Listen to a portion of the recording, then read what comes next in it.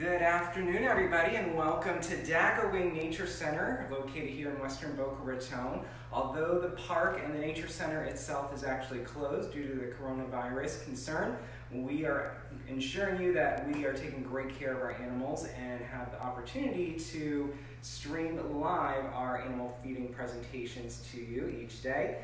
Today being the snake feeding, and we're going to be feeding Cornelius, our corn snake. Now, corn snakes are native here to Florida, and they have a very wide range and a lot of habitats that they like to live in, including wetlands and woodlands, even grasslands you can find corn snakes in, so they are quite common. But we're going to go ahead and feed Cornelius, so I'll get him out. And Cornelius is a male corn snake. He is fairly young. He was donated to us back in the fall of 2009, so he's just a little over 10 years old now. And corn snakes can actually live for about 20 to 25 years or so in human care. So if they're taken care of well, they can live quite a long time, but maybe not as long in the wild because they would have to deal with all kinds of predators and finding enough food to survive and live off of. But this is Cornelius, and Cornelius is, like I said, a corn snake. They get that name because of the fact that they are usually found in cornfields. Not that they're going to be eating the corn itself, but they are usually eating the mice and rats that would be eating the corn.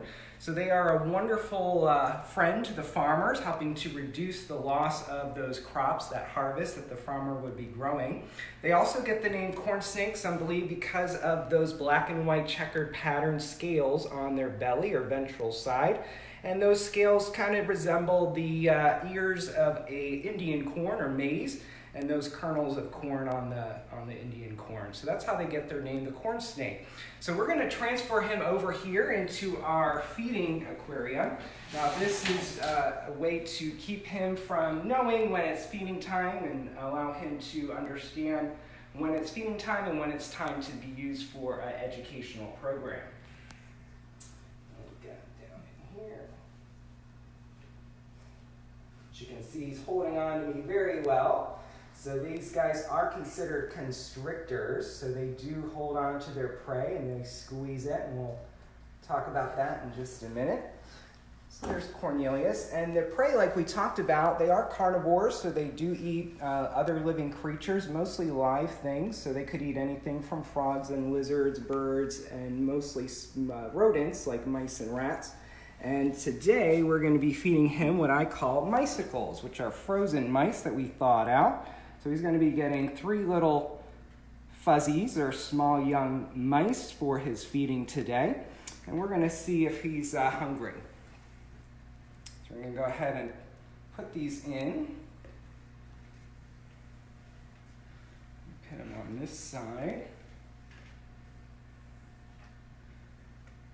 1, 2, and 3. There we go. We'll see if he's hungry and he wants to eat those.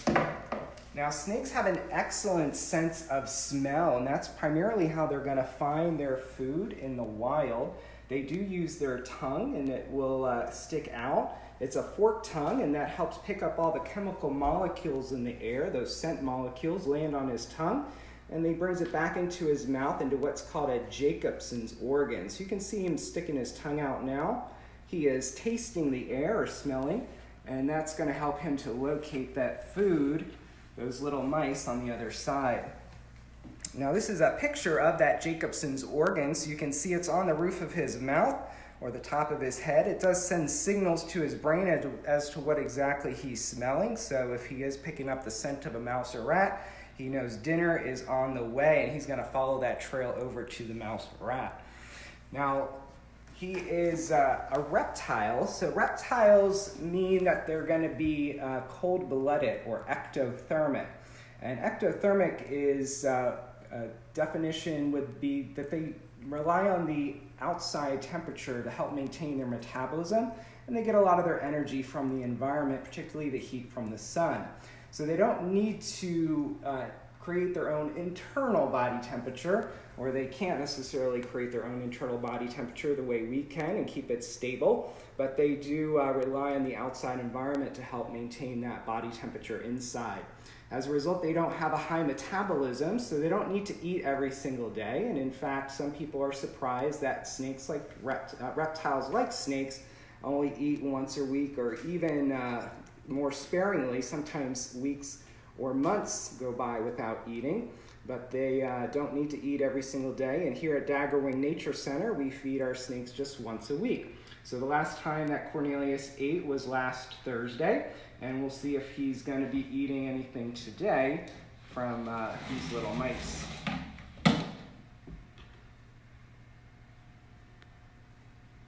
So his tongue's sticking out, which means that he's smelling something, but he hasn't located the food yet. He hasn't found the food yet, which is on the other side of the aquarium there. And he's definitely interested. He's active and kind of scenting and tasting the air.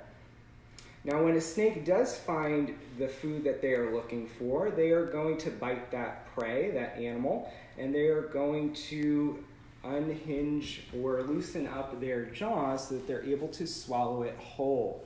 Now, if you guys touch your chin at home, you can feel where your two lower jaws connect. However, for a snake, they do not have a chin. Their two lower jaws separate to allow them to open their mouth up 3 times the size of their head so that they can eat larger prey species and swallow them head first usually, but always whole. They do have teeth in their mouth, but they do not use their teeth for chewing, so they do use their ability to widen their jaws and open their mouth really wide to swallow that food. So it looks like he's kind of got in the vicinity of the mice, his food. We'll see if he's going to be interested in eating it today.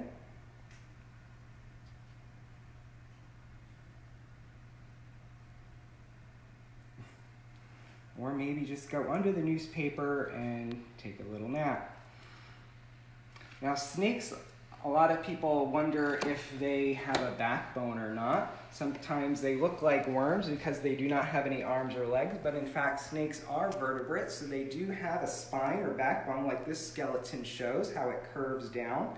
And all those little bones on the side of their spine is actually their ribs. So snakes have about 200 ribs inside of their body to help them to move all the muscles, to wiggle, to squiggle, and to slither around. They are sometimes swimming in the water. They can burrow underground. Some snakes like to climb trees, like Cornelius the corn snake you could find oftentimes up high in a tree.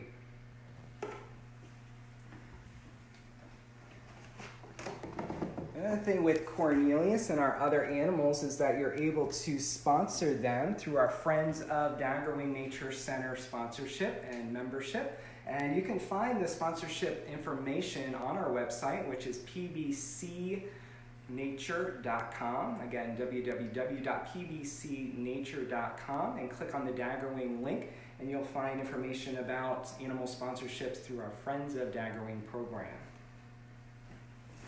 Now, if you guys have any questions, certainly go ahead and type them in the comments section. We'll be checking those out and answering any questions live here from Daggerwing Nature Center.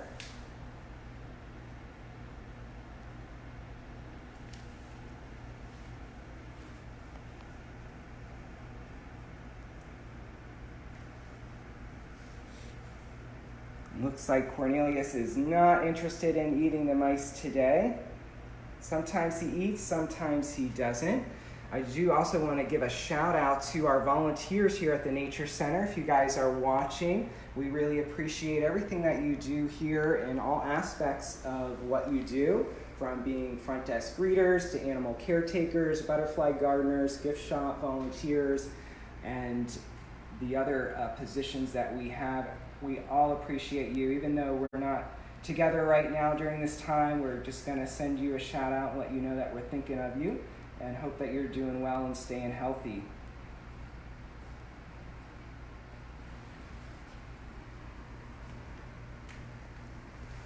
We had a question from Steven. He asked, how long can a corn snake grow to be when he gets to be an adult? It's a very good question. Corn snakes can grow to be about 4 to 5 feet long when they're fully grown or mature. Cornelius here is considered a mature snake, so he's about the size of your typical adult corn snake. He can get a little bit bigger, of course, because they are reptiles. They're constantly growing. Even though when they get older, their growth rate slows down, they do grow throughout their entire life. Great question.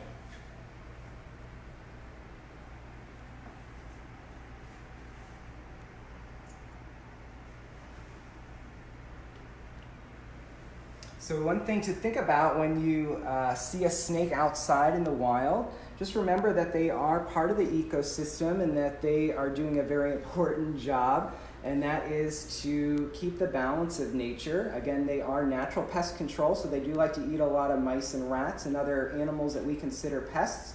So they're great at keeping those wild pest populations down, and it helps to keep them from getting inside your house where you definitely don't want them. So it's always good if you see a wild snake just to leave it alone. You can take a step back. They're not going to come in and hurt you. But if you want to get your camera out, take a picture, it's always fun to post on Facebook. You can always post those on our Facebook page too. If you see a wild snake, it's always great to see those posts from our fans. And then, you know, just watch the snake. It's really a great opportunity to observe nature. You never want to go up to a wild snake and try and pick them up or touch them, because to them, you're a great big giant and you could be a potential predator. They don't know when you're approaching whether you're going to hurt them or if you're just trying to be nice and pet them. So it's always best to leave wild snakes alone.